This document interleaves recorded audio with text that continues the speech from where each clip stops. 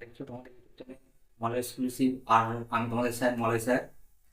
তো আজকে তোমাদের জন্য নিউট্রিশনের যে তোমাদের 5টা 7 নম্বরের যে বড় প্রশ্ন আছে, সেই বড় প্রশ্ন আমি সাজেশন নিয়ে এসেছি। 2024 সালের ফাইনাল পরীক্ষার খুবই গুরুত্বপূর্ণ প্রশ্ন, সেগুলি তোমরা একটু দেখে নাও। প্রথম প্রশ্ন, গ্লাইকোলাইসিস কাকে বলে? এই পদ্ধতিটির প্রবাহ চিত্রের মাধ্যমে বর্ণনা করো। 2 নম্বর প্রশ্নটা হচ্ছে, লালারসে উপস্থিত শর্করা ভঙ্গ উৎসেচক কি? এর এর বিক্রিয়া পদ্ধতিটি প্রভাবচিত্রের সাহায্যে লেখো। 3 নম্বর হচ্ছে, মেধাধিক্যের কারণগুলি কি কি? মেধাধিক্যের আক্রান্ত ব্যক্তির পথ্য তালিকা প্রস্তুতির মূলনীতিগুলি কি কি? 4 নম্বর, যক্ষা রোগের জন্য দায়ী জীবাণুটির নাম কি? এই রোগের লক্ষণ, নিয়ন্ত্রণ ও খাদ্যের তালিকা প্রস্তুত করো। 5 নম্বর, a disease due to hurry worry and কারি।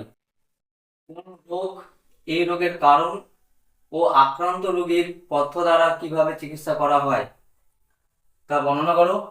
6 নম্বর, প্রবাহচিত্রের মাধ্যমে পরিচক্রের বর্ণনা দাও। মানবদেহে কার্বোহাইড্রেট পরিপাক ক্রিয়া বর্ণনা করো।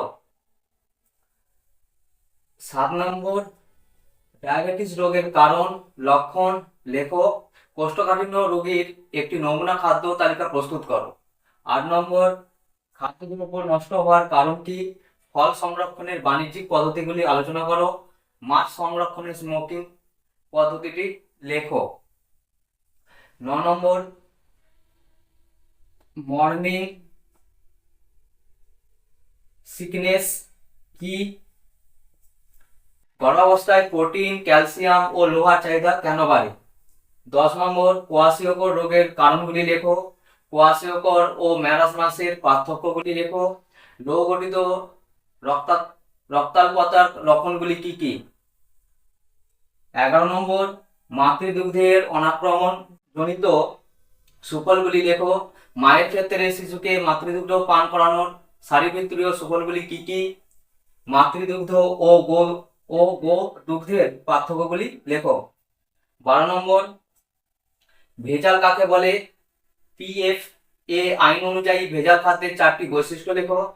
ভোজ্য তেল ও হলুদ গুঁড়োতে কি কি ভেজাল মেশানো হয় এবং তার ফলে শরীরের খারাপ প্রভাব উল্লেখ করো। 13 নম্বর, ICMR ও নিন কি ধরনের সংস্থা? এদের যে কোনো একটির কাজ সম্পর্কে লেখো। 14 নম্বর, বদলি খাদ্যাভ্যাস কাকে বলে? শিশুকে বদলি খাদ্য অভ্যস্ত করানোর অসুবিধাগুলি কি কি? GER বা GOR কি? 15 নম্বর, মায়ের অপুষ্টি গর্ভস্থ ভ্রূণকে কিভাবে প্রভাবিত করে? একজন প্রসূতি মায়ের পুষ্টির প্রয়োজনীয়তা কি? প্রথমে বন্ধুরা, তোমাদের 1 থেকে এই 15খানা যে প্রশ্ন দেওয়া আছে, এগুলো খুবই গুরুত্বপূর্ণ। হ্যাঁ, তা সত্ত্বেও কি তোমাদের জন্য আমি দুটো এক্সট্রা দিয়ে রেখেছি।